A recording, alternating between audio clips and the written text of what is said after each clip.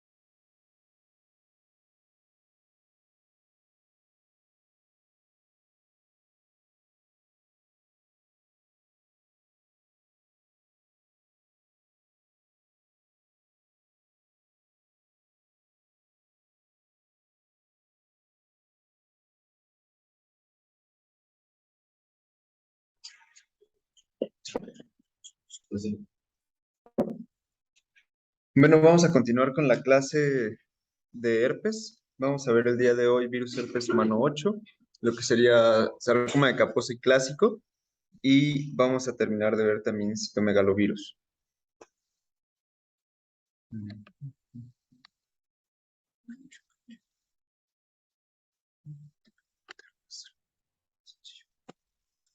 Entonces, para el abordaje, pues vamos a hablar un poquito de la introducción respecto a lo que es el sarcoma de Kaposi. Vamos a hablar un poquito de las variables y algunas asociaciones con el virus herpes humano tipo 8 dentro de enfermedades pues, que son más reportadas como series de casos. Entonces, se asocia el sarcoma de Kaposi, inició como una rara neoplasia maligna antes del inicio de la epidemia de SIDA y estuvo todavía más asociada a el VIH cuando estaba el boom, sobre todo en Nueva York, y pues estaba con esta situación respecto a hombres que tenían sexo con otros hombres. Ese fue el vínculo que le habían encontrado en ese momento a la enfermedad.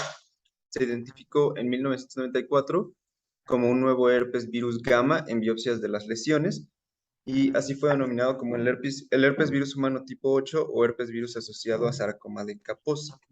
Ahora, este es el señor que describió si no me recuerdo, 1872 por primera vez el sarcoma de Kaposi. Era un patólogo, Moritz Kaposi, y describía que las lesiones pues eran estas lesiones que se veían como máculas, que eran violáceas, se veían bastante friables e incluso ya comentaba respecto a algunas nodulaciones también por el mismo sarcoma.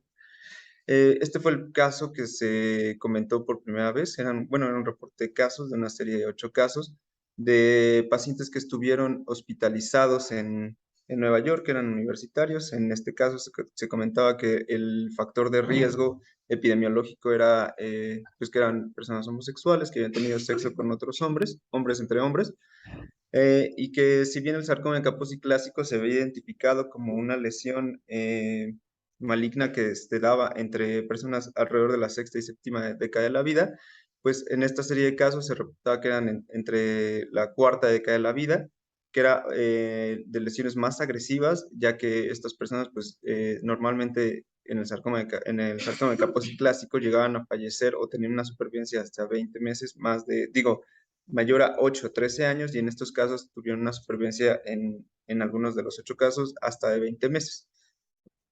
Y pues aquí fue como discutieron un poquito la patogénesis de esta enfermedad en ese entonces, en 1994. Ahora, se aprecian otras condiciones, especialmente bueno, son asociaciones distintas a el sarcoma de Kaposi, pero también causadas por el virus herpes humano tipo 8, el linfoma de fusión primaria y la enfermedad de Castleman. Los factores del huésped influyen en la expresión de la enfermedad, ya que la seroprevalencia del virus herpes humano tipo 8 es común. El inicio de la enfermedad suele ocurrir típicamente varios años después de la adquisición de la infección y, como ya les comenté, eh, eh, fue localizado por primera vez por el patólogo Moritz Kaposi en judíos mediterráneos y askenazis. El término askenazi tiene su origen en en un personaje bíblico hebreo, que si no mal recuerdo era bisnieto de Noé. Ahora, en la epidemiología, pues se afecta más a hombres que en mujeres, en una relación 3:1.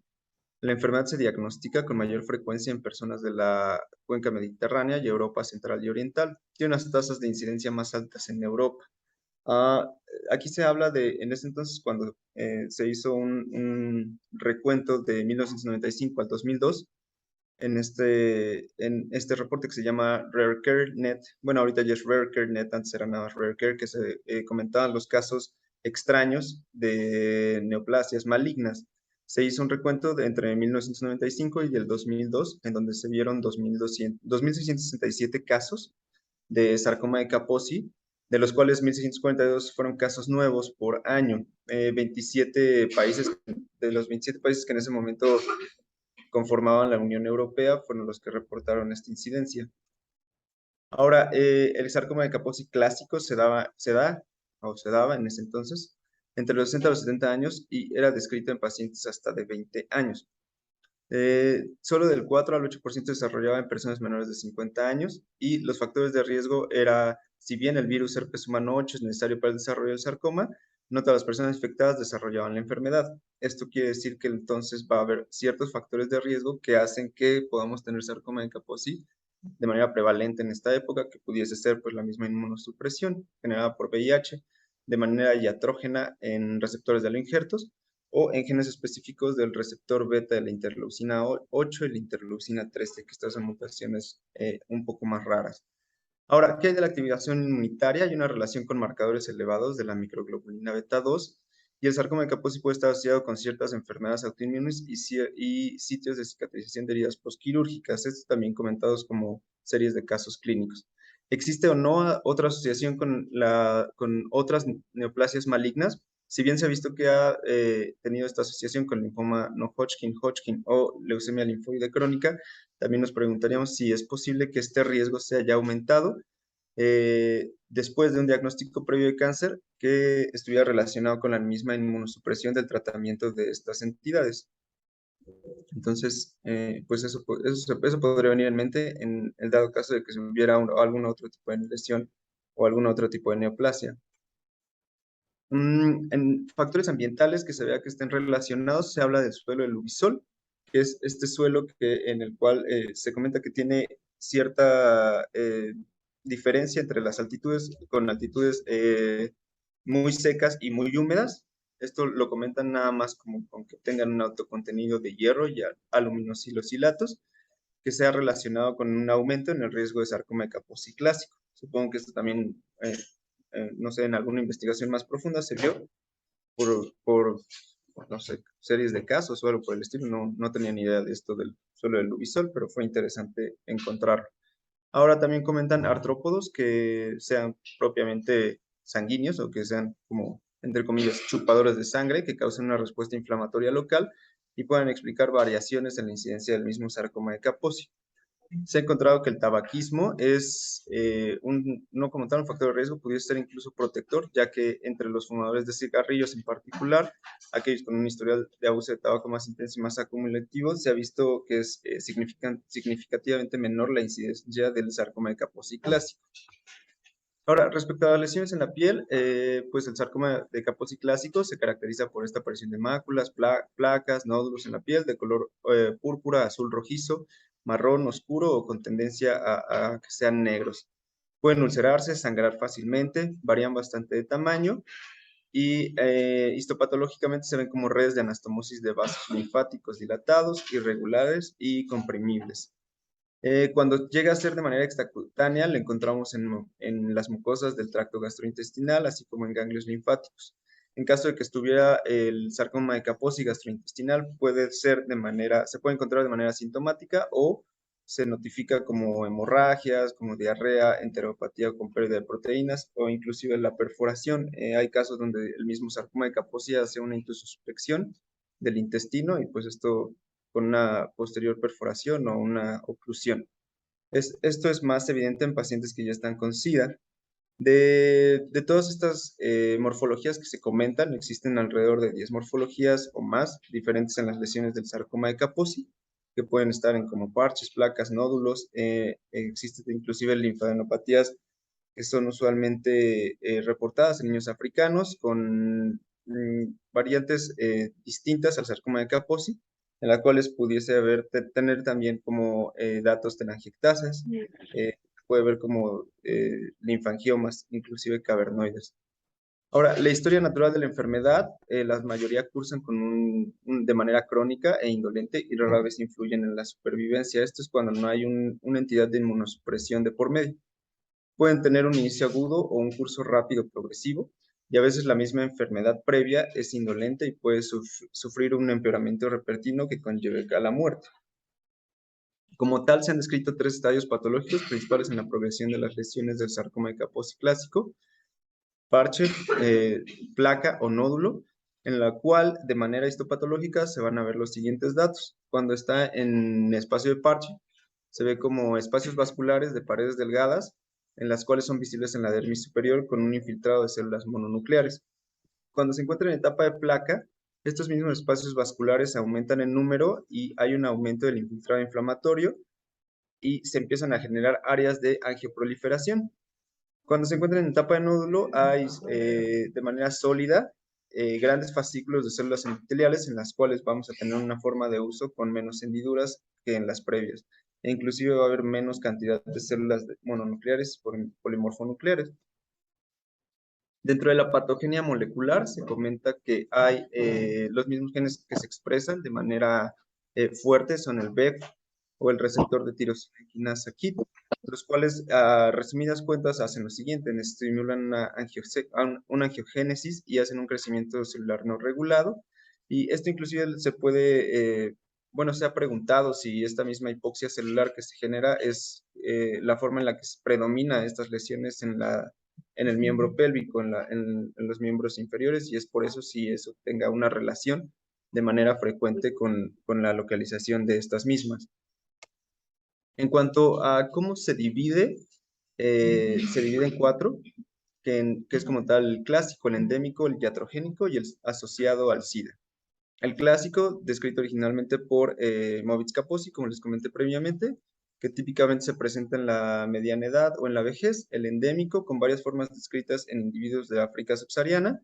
El iatrogénico, cuando es para pacientes que van a entrar a un proceso de inmunosupresión, observado de manera prevalente en receptores de injertos renales o asociados con el SIDA, como bueno, entre comillas, sarcoma de Kaposi epidémico.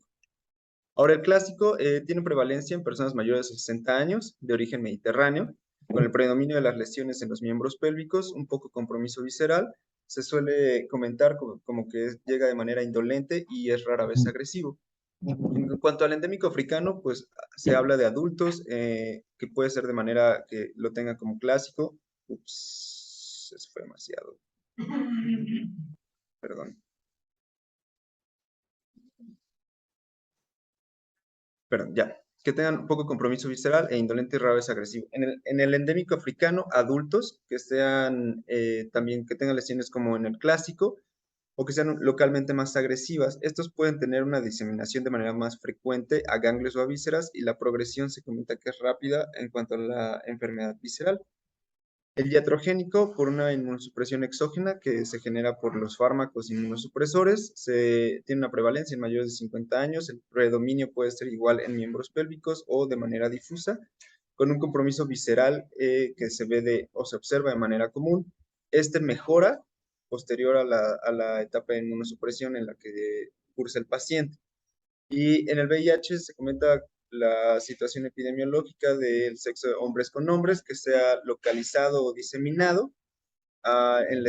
Define una etapa del SIDA como tal, llega a ser agresivo o indolente y puede retroceder con el tratamiento eficaz del VIH, la misma HART.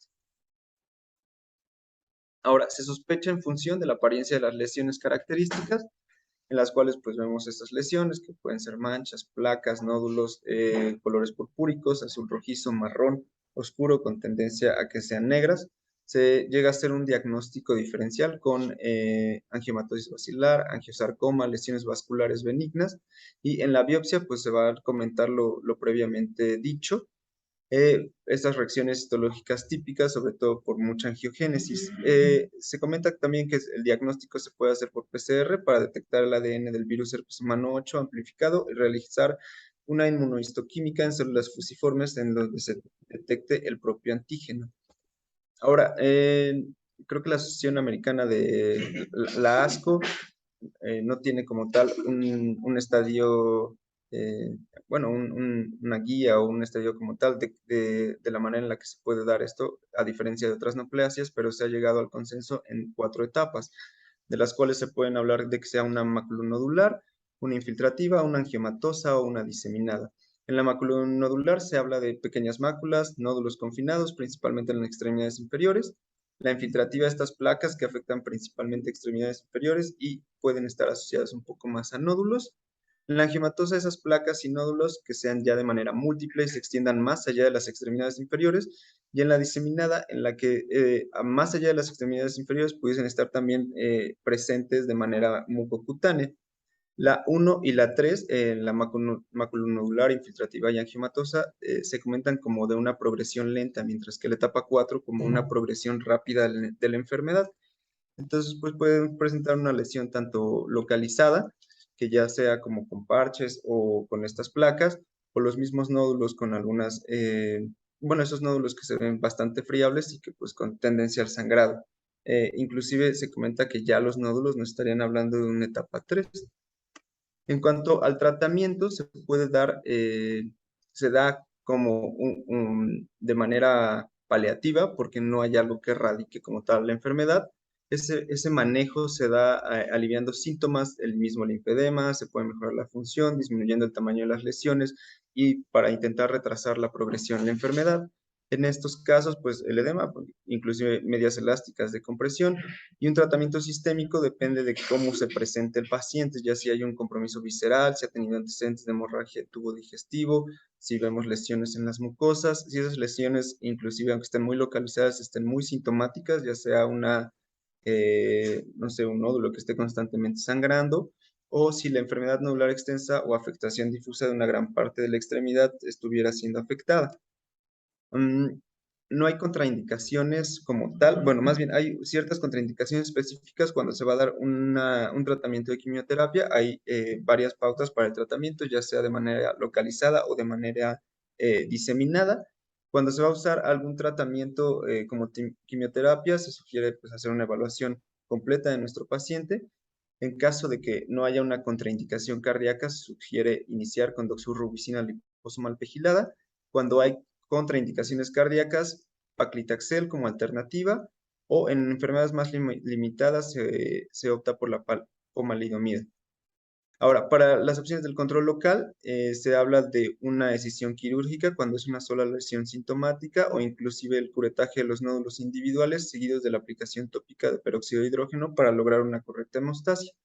La radioterapia en todas las formas de lesiones son sensibles y esto es cuando el daño es bastante local y no está tan diseminado. El control puede ser inclusive de hasta un 90%, pero debido a la naturaleza que puede llegar a tener el virus herpes humano 8 con estas lesiones, el control local exitoso de la lesión y la tendencia a que se desarrollen nuevas lesiones pues es bastante aumentado. Inclusive no hay un consenso como tal de cuándo se usa la radioterapia en pues, todo este arsenal terapéutico que tenemos.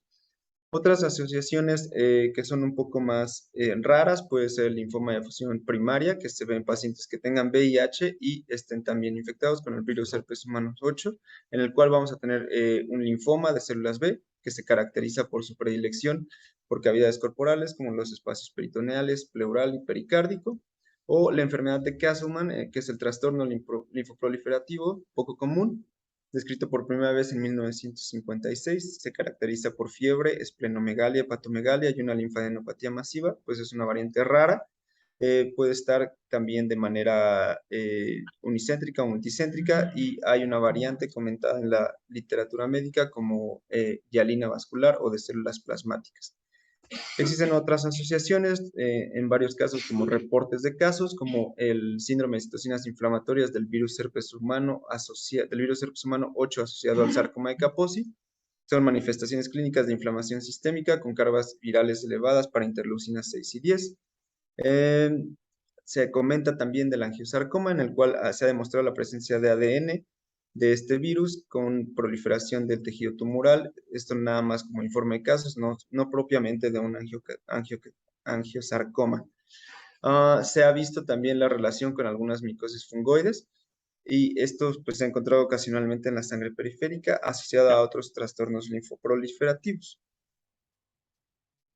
Ahora, para abordar un poquito del citomegalovirus, vamos a hablar principalmente de lo que es la infección contra la enfermedad, lo que sucede con huéspedes inmunocomprometidos y con huéspedes inmunocompetentes.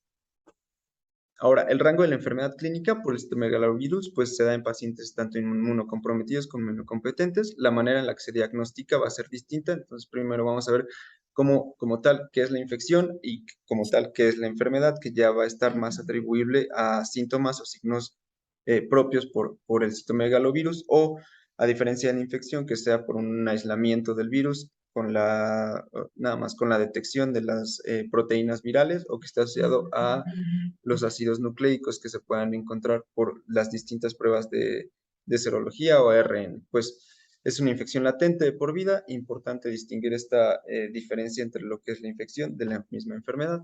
Entonces, pues como tal, la infección, aislamiento del virus o la detección de las proteínas virales, estos antígenos o ácidos nucleicos en cualquier fluido corporal o muestra de tejido, independientemente de los signos o síntomas que presente el paciente. Y la enfermedad es cuando ya es más atribuible a un síndrome viral con los síntomas y signos atribuibles, no de otra causa, y que se pueda manifestar como una enfermedad que invada tejidos. ¿Qué va a pasar con inmunocomprometidos? Se tiene que hacer un abordaje basado en la historia clínica del paciente y que la presentación de este se tengan con pruebas fidedignas de laboratorio o lo más fidedignas posibles, y que tenga un contexto clínico, que este mismo paciente esté presentando la inmunosupresión y que tengamos ya sea virus, ADN del citomegalovirus o antígenos donde detectemos esta carga viral, o bueno, que se detecte la carga viral. La población relevante, pues trasplantados de órganos sólidos, trasplantados de células hematopoyéticas, infección por VIH o el uso de inmunomoduladores. Vamos a hacernos de serología, de PCR, de antígenos, de cultivos o histopatologías. Y dependiendo de la situación en la que se esté el daño de la que se esté sospechando, es la prueba de laboratorio que podamos usar. Elecciones de pruebas, como les comentaba: PCR, antígeno de citomegalovirus, detección de ADN viral y el antígeno respectivamente. La PCR da mejor estabilidad de muestra, puesto que este mismo volumen de muestra puede ser pequeño y evalúa inclusive pacientes con leucopenia, y este se prefiere para el diagnóstico y seguimiento de pacientes inmunocomprometidos con infección y enfermedad por citomegalovirus. La serología, pues pruebas serológicas no tienen un papel como tal en el diagnóstico de la enfermedad en pacientes inmunocomprometidos, y se utilizan antes o se utilizaban antes del trasplante para establecer estados serológicos y como guía del uso de la terapia antiviral. Se comenta que todos los pacientes con una carga viral mayor a 20.000 copias pues desarrollarán una enfermedad por citomegalovirus cuando se está comentando a un trasplante. Ahora, las pruebas basadas en el tipo de enfermedad, en el tipo de enfermedad que esté presente son de un síndrome viral, tanto PCR cuantitativa de citomegalovirus como en los ensayos de antigenemia. Se pueden usar para diagnosticar diferentes síndromes virales asociados al mismo citomegalovirus, pero que no existen valores de corte establecidos para diagnosticar algo de manera definitiva. Ahora, en receptores de trasplantes, una carga viral positiva y síntomas compatibles con una infección por citomegalovirus establecen el diagnóstico de enfermedad.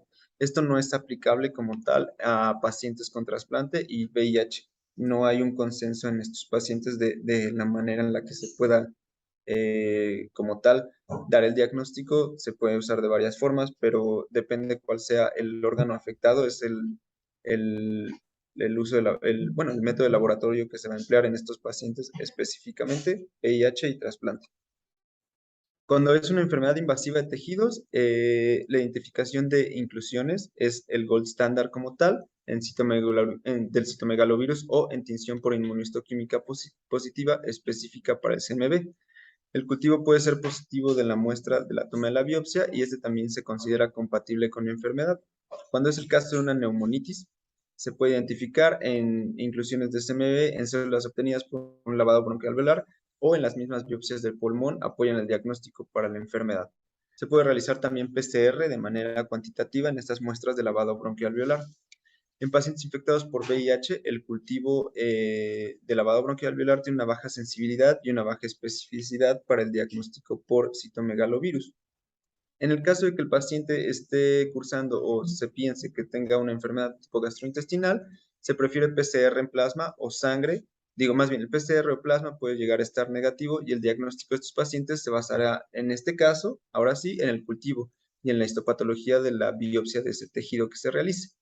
El cultivo de estas muestras, cuando se realiza en heces, no tiene un papel diagnóstico para el caso de la colitis por citomegalovirus, ya que un cultivo positivo puede representar diseminación de este mismo de manera asintomática. Ahora, en el caso de una enfermedad ya con prevalencia en el sistema nervioso central que esté afectando el sistema nervioso central, se esté pensando en encefalitis o mielitis por citomegalovirus, se puede hacer carga viral de líquido cefalorraquídeo y esta se considera el gold standard.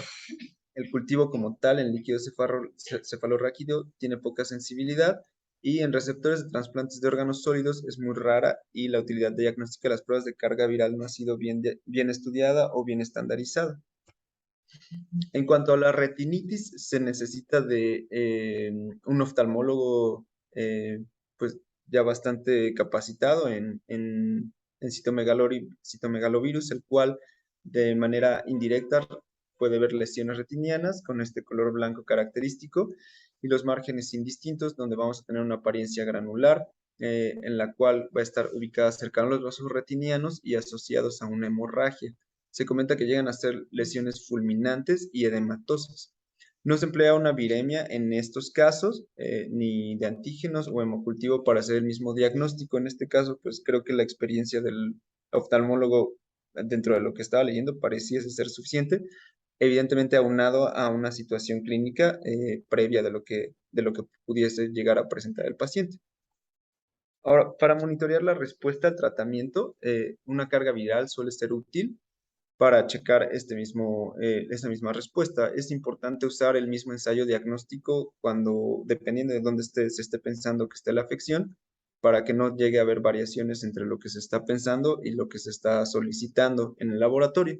Ahora, importante realizar una carga viral inicial cuando se inicia el tratamiento y repetir de manera semanal. Esto es porque el citomegalovirus tiene una vida media de 5 a 7 días y estas son las recomendaciones estandarizadas cuando se está monitoreando esa respuesta. Los cambios en la carga viral son significativos si éstas llegasen a exceder de 3 a 5 veces en la replicación y se administra el tratamiento hasta que esta carga viral se mantenga de manera negativa o en diferentes casos específicos, por ejemplo, poblaciones en VIH, cuando la carga viral se encuentra inclusive en menos de 2.000 copias.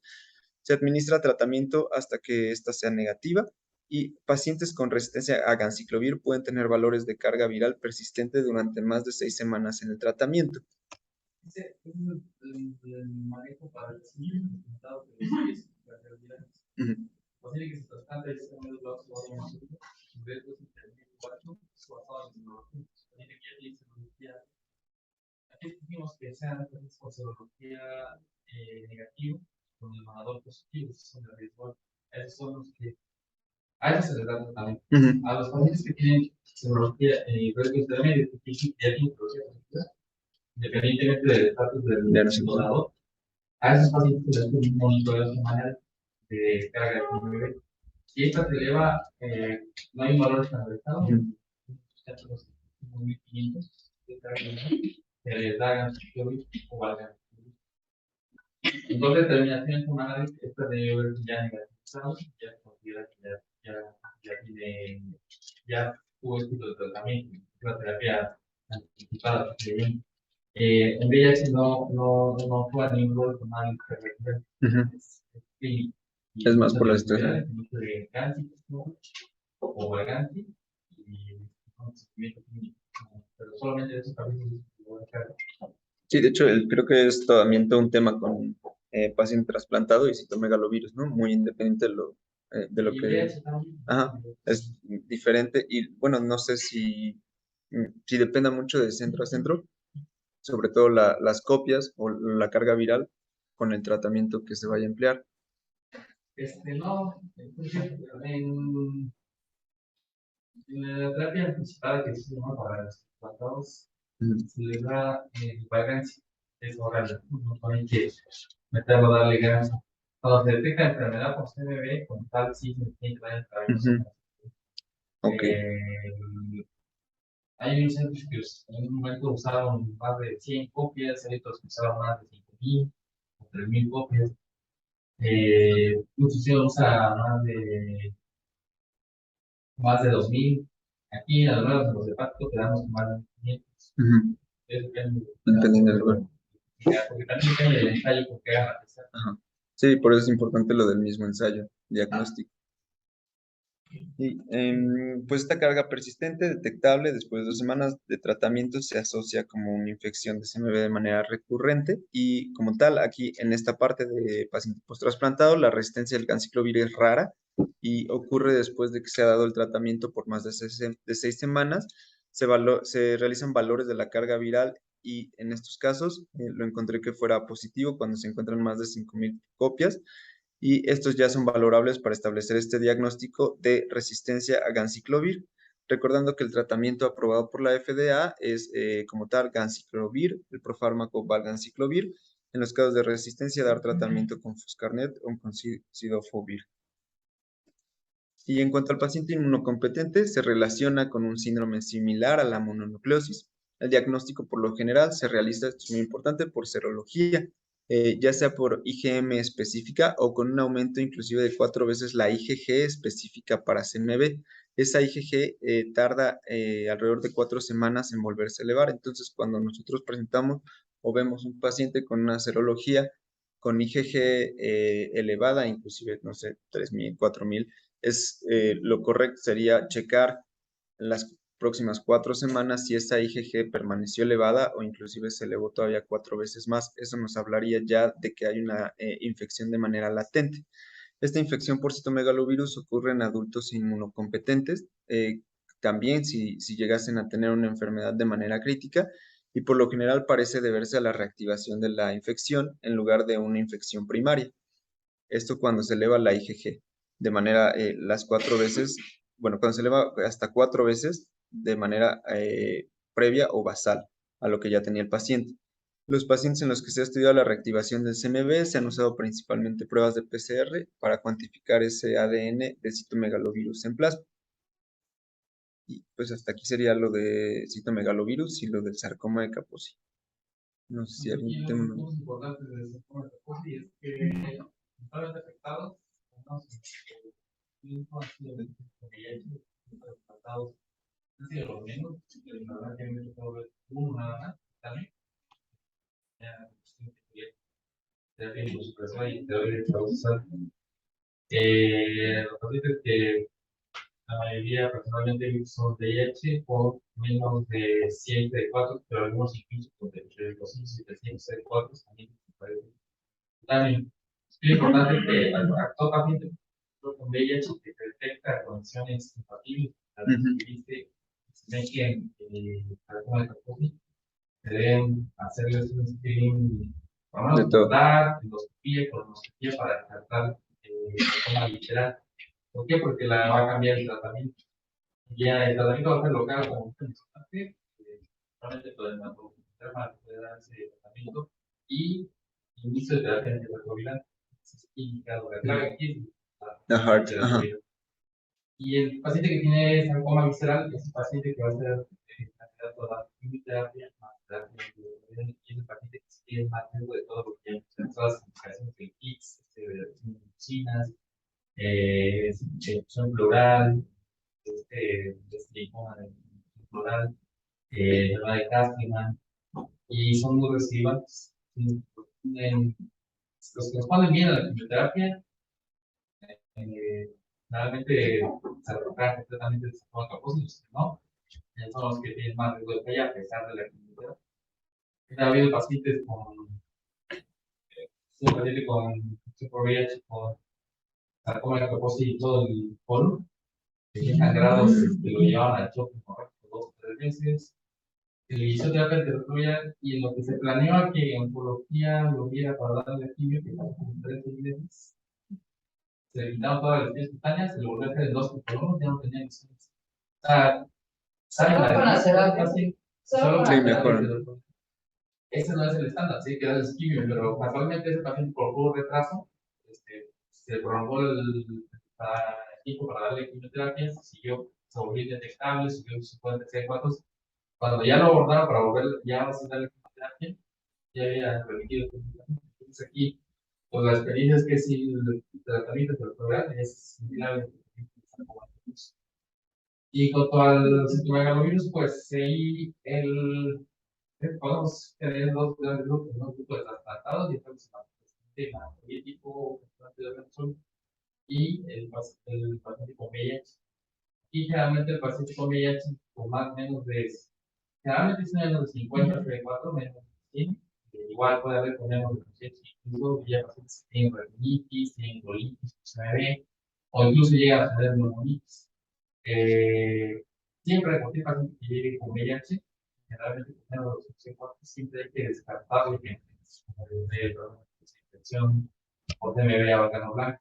Cualquier paciente con diarrea crónica, paciente con infiltrados intersticiales pulmonares, pueden aparecer, siempre hay que hacer la diferenciación. La primera sospecha es que tengan neumonitis, pero la segunda es que puedan tener CMV. O igual elevación de transaminasa, también se puede tener diabetes.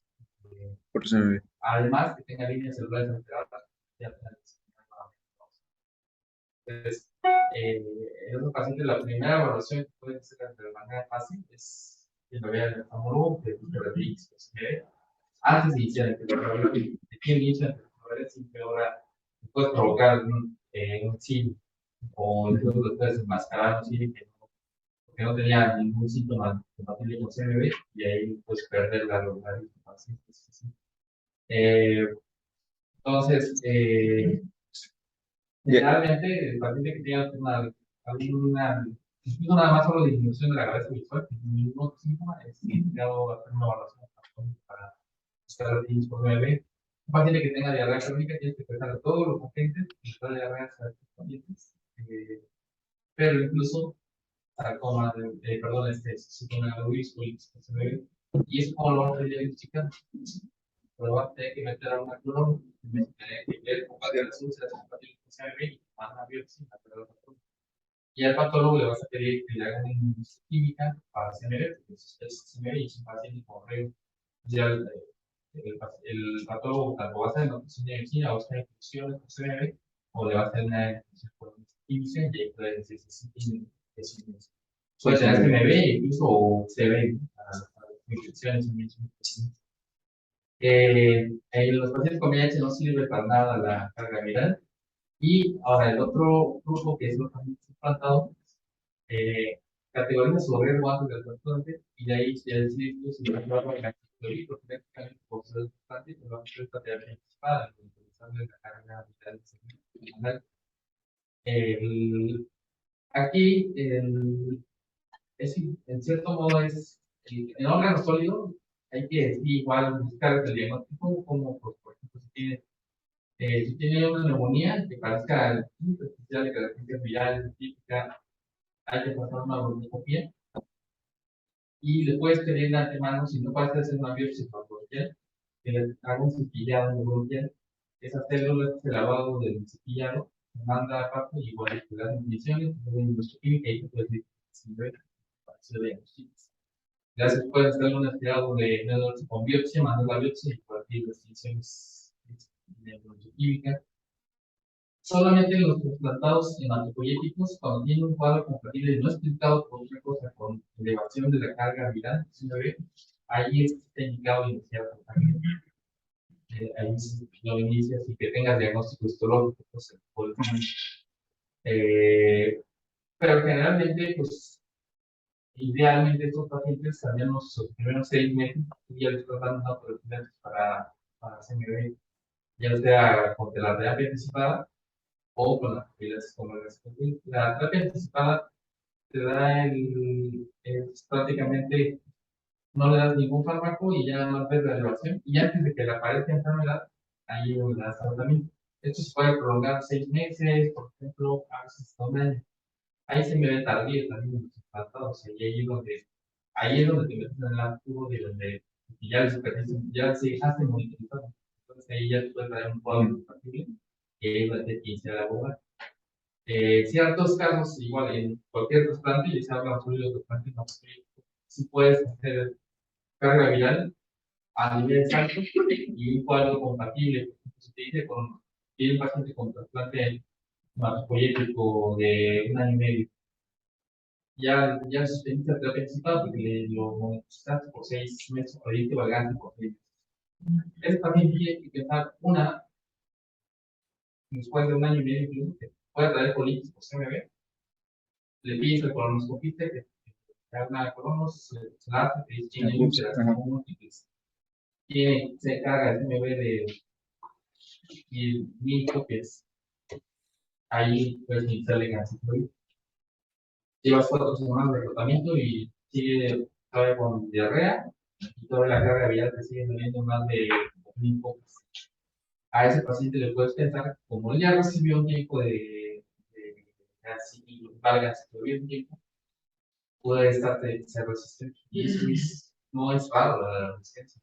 Es algo en serio, no, el paciente en centro donde está el plan. Entonces ahí tienes que buscar un fármaco como Poscarmen, todos los efectos adversos que también tiene, por toxicidad, la línea celular. Por eso mejora la terapia anticipada en los pacientes trasladados. Incluso hay porcentajes donde hasta los de alto riesgo les están dando de la terapia anticipada, que no los expones al ganciclovir, no Ya que se lo un paciente con VIH que tuvo reciente con CMV, pero el paciente tenía muy mal apego, o sea, estaba el territorial, como el cáncer, se le daba, venía una semana, lo volvía a iniciar, y así se la pasaba, nunca mejor, no llevaba la cuenta de cuartos, no mejoraba las crisis. Pues ya después de 2 o 3 meses se pasó aquí, ahora sí se apegó al tratamiento y no seguía con datos de retinitis, empezó a elevarse de cuartos con los antitetros y empezó a empeorar. Se tuvo que hacer una vitrectomía. El tumor vitro se le hizo PCR de secuenciación, se encontró mutaciones de resistencia, URL57 y URL94. A ese paciente se le tuvo que dar postcarne intravenoso y postcarne intravítrico. Esos son casos, no son los frecuentes, pero sí llega a pasar. Un paciente trasplantado renal también con una neumonitis. Como se ve la neumonía por neumonitis es muy similar a como se ve el CMV. Entonces, por eso te ya no se diferencia en los VIH. Un paciente con VIH que te llegue con neumonitis, le das 5 días de tratamiento con primi, no es neumonía. Ahí tienes que tratarle ya una biopsia para pensar en CMV. Entonces, ese paciente ya llevaba múltiples tratamientos de CMV, de segundo trasplante renal, ya había tenido terapia profiláctica con Marcansi, ya había tenido un CMV, colitis con CMV. Entonces se empezó con los datos de neumonía, se le dio Gansi, pensamos que iba a mejorar, ¿no? Porque se pensaba que primero que era por ahí, o un listo también, o perdón, no mejoró, se hizo una lavado de preguntas con y una biopsia y le salió se le puso postcarnet, y postcarnet le fundió un injerto renal, de creatinina, por hipercalemia, empezó a hipomagnesemia, y empezó a funcionar muy mal. Y finalmente, sí, así ya no salió, se fumó, se hizo fibrosis. Entonces, pero todo realmente lo que mató a este paciente fue un CMV resistente a cáncer. Entonces, sí llega a pasar. Aquí, yo no sé cuándo estén dando de vacancia, a mí no, porque nosotros probablemente estamos conociendo más de trasplante hepático, los renales están haciendo que quieren, pero a mí me parece que han tenido muchos otros que incluso están infradiagnosticados, que no han abordado bien, a lo mejor se les han ido algunos. En el protocolo de trasplante tienen muchos pacientes y ven IgG positivo o IgM positivo para el trasplante.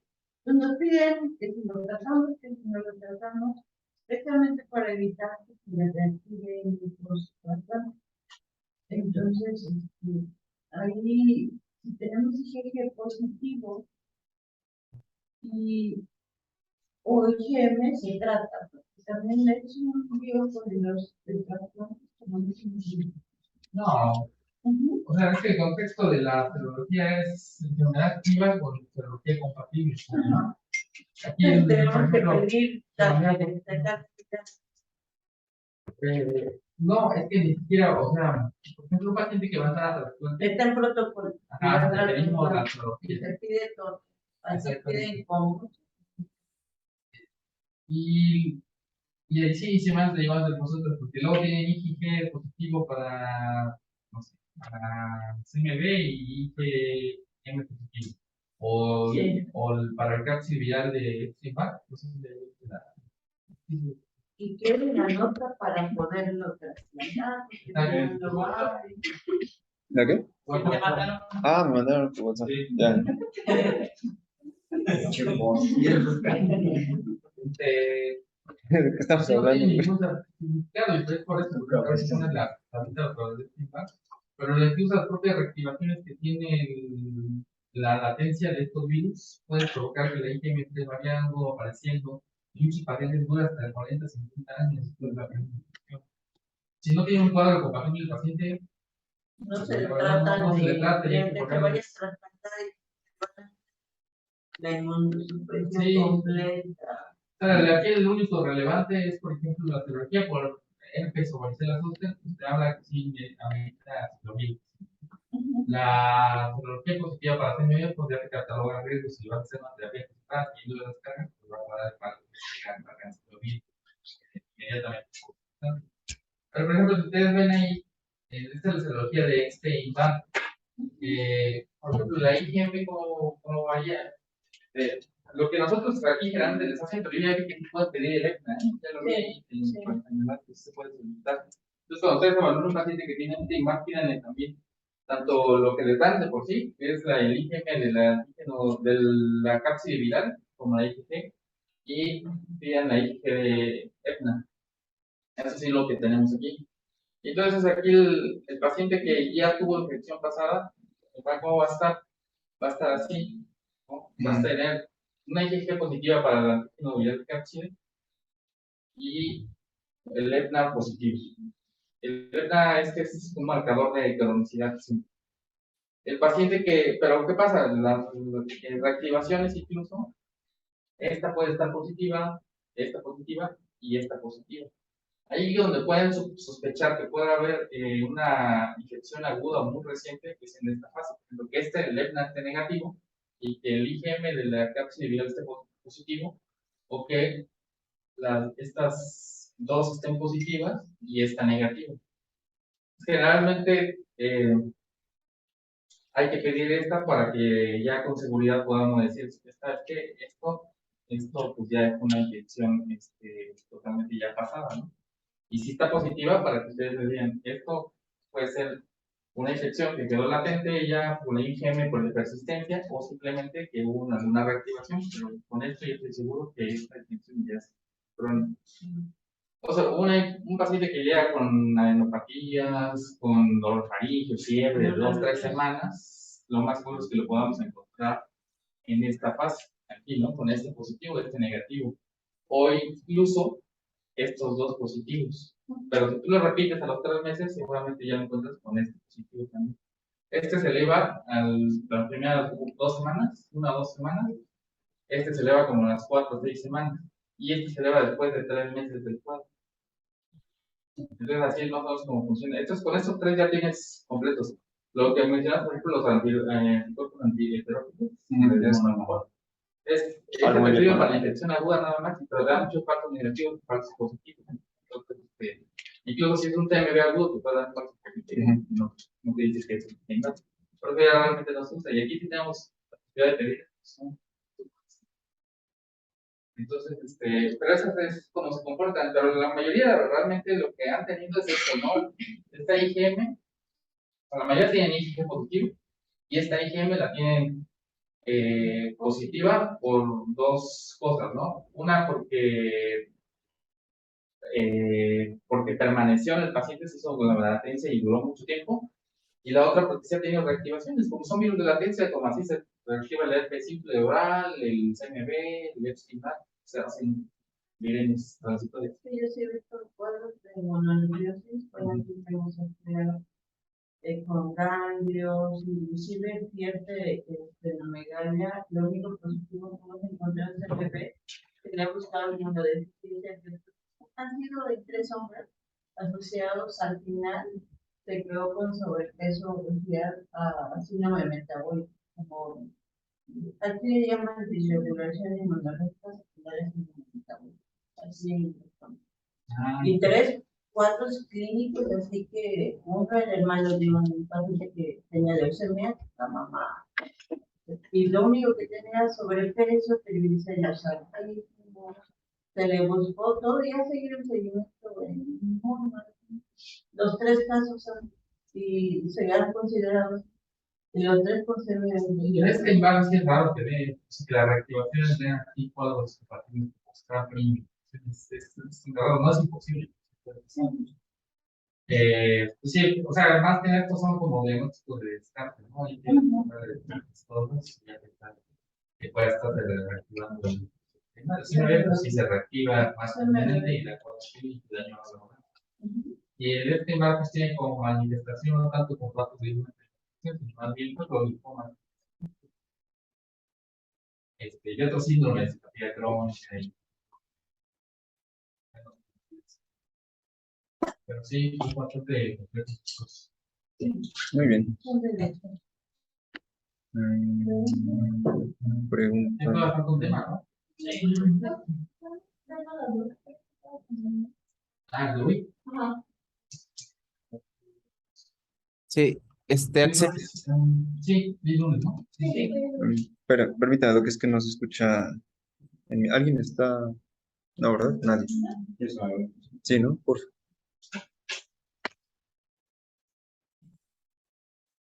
Axel, Sí, comentaba que si puede Bruno a las 12, súper, si no, de todos modos la vemos con nosotros para que ya podamos terminar el módulo de infecto, porque ya tenemos que empezar neuro mañana. ok, sí, comenta el doctor que sí nos puede acompañar a las Ah, 12. súper, allá nos vemos entonces. Ok, Gracias. sale, doc, gracias. Bye. Hasta luego.